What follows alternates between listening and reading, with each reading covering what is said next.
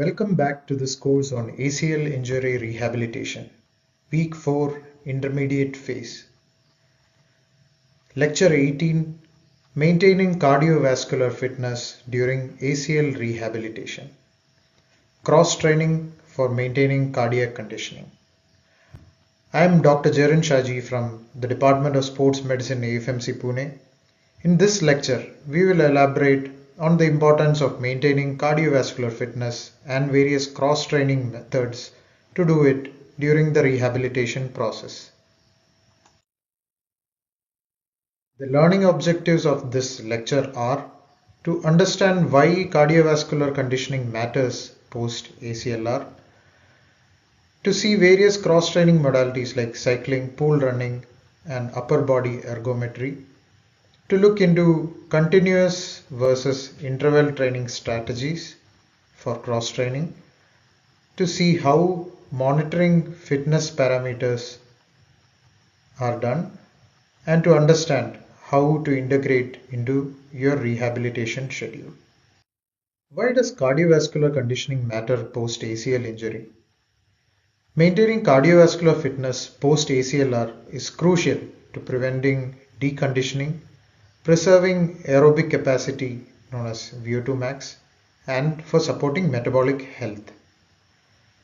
This is because reduced activity after surgery rapidly lowers aerobic capacity, stroke volume, and cardiac output, making it difficult for return to play and increasing overall health and psychological risks. Hence, cardiopulmonary training is very crucial, and it also improves circulation to the healing graft, thus enhancing recovery. What is cross-training? Cross-training is defined differently in a healthy individual and an injured person.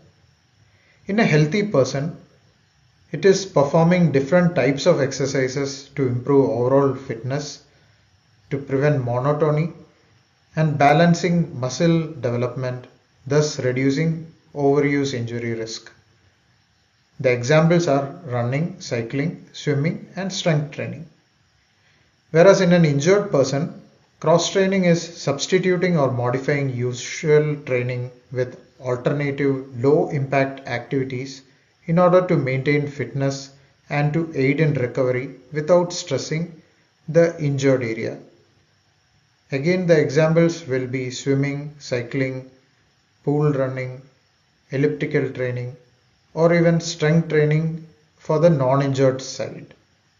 In short, for a healthy person, cross-training helps in performance enhancement and providing variety to the training, whereas in an injured person, cross-training helps in maintaining fitness while protecting the injured part. Cross-training modalities for endurance helps in maintaining aerobic fitness while maintaining joint protection and enhancing gradual loading.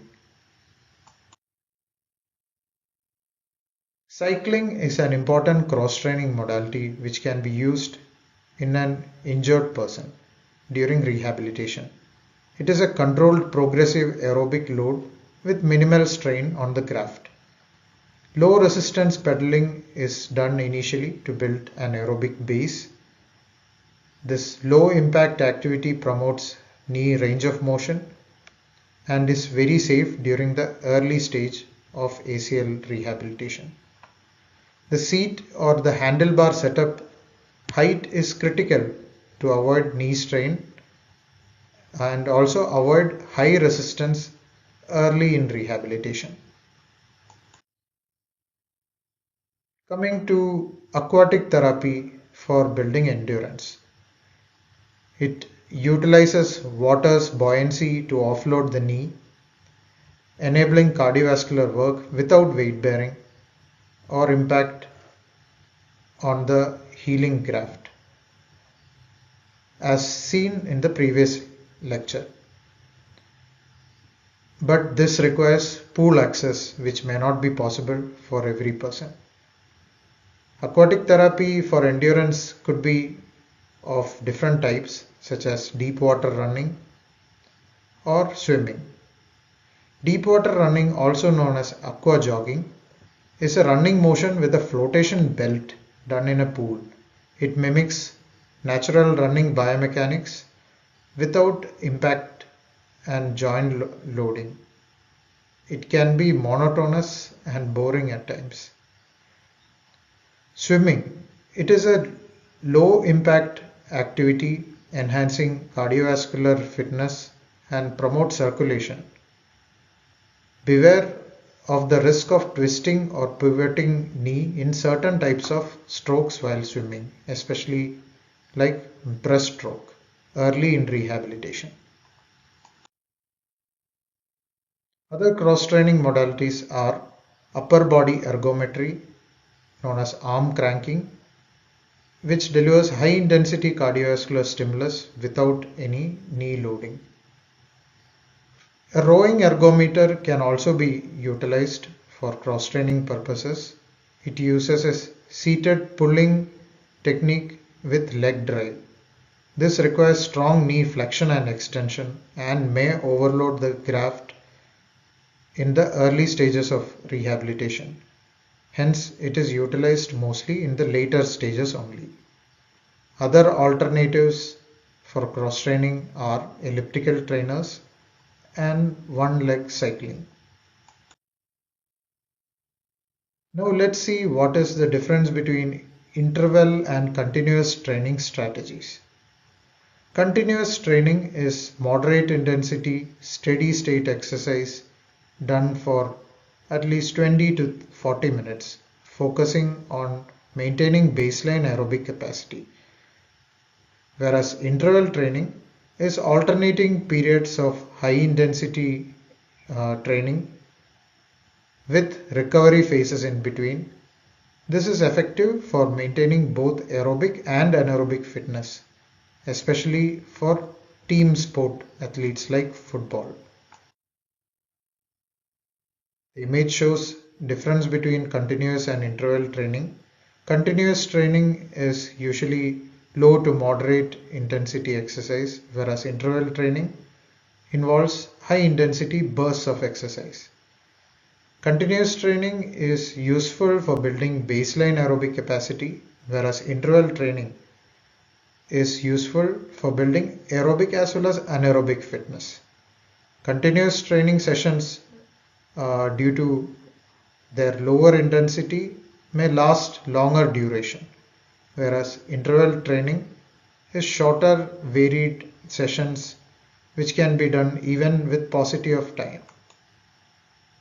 In short, continuous training protocols are utilized in early phase of rehabilitation, especially due to their safety, and it can be progressed to interval formats as the range of motion and limb strength improves. Coming to monitoring the training load using heart rate. Heart rate training involves targeting various heart rate training zones, such as utilizing their percentage of heart rate maximum using wearables or checking pulse. The various zones of heart rate training are zone 1, which is recovery zone, utilized typically for warm-ups and cool down, or active recovery, and is usually at a lower intensity of 50 to 60% of maximum heart rate. The zone 2 is aerobic or base fitness zone, done at 60 to 70% of maximum heart rate, and it builds heart efficiency and endurance. The zone 3 or tempo or endurance zone is done at 70 to 80% of maximum heart rate. It helps in improving aerobic endurance and fitness. The zone 4 is threshold zone, done at typically 80 to 90% of maximum heart rate. It boosts speed and anaerobic capacity. The zone 5 is a maximal effort or speed zone which is done at about 90 to 100% of maximal heart rate, which is usually done in short bursts of speed and is termed as high intensity training. The maximum heart rate can easily be calculated with the formula 220 minus age in most individuals.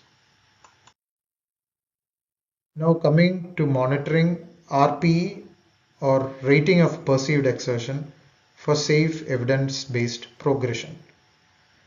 The RPE or the rating of perceived exertion is measured in using a Bog scale from 6 to 20 or a modified Bog scale which is measured out of 10.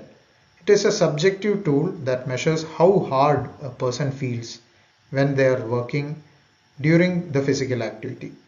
It incorporates their perceptions of fatigue, breathing, and effort.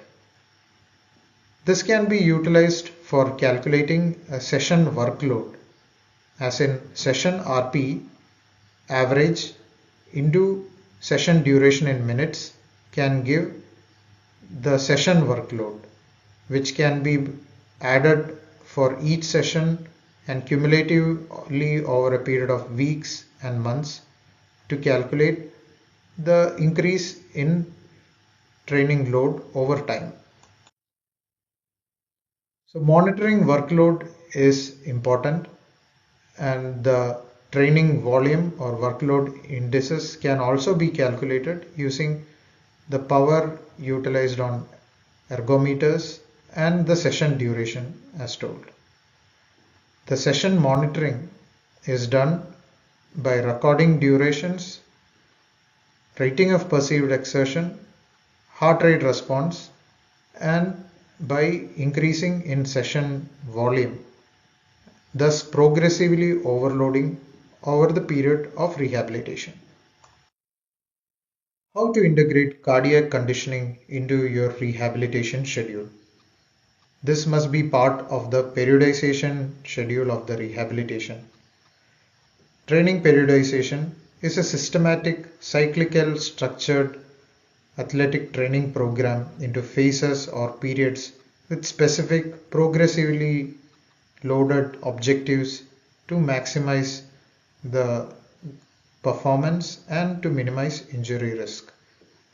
So cardiovascular conditioning can be integrated with the strength and motor control work, with early phase having 2 to 4 sessions per week and later phases can have increasing intensity and specificity of training.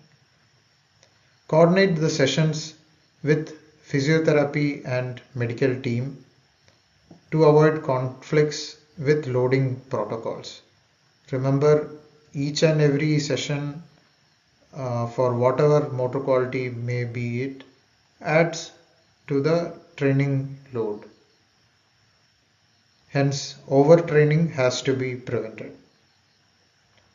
Schedule non-impact modalities early and gradually increase diversity and specificity. Optimize the total weekly training load. These are my references. Thank you. Jai Hind.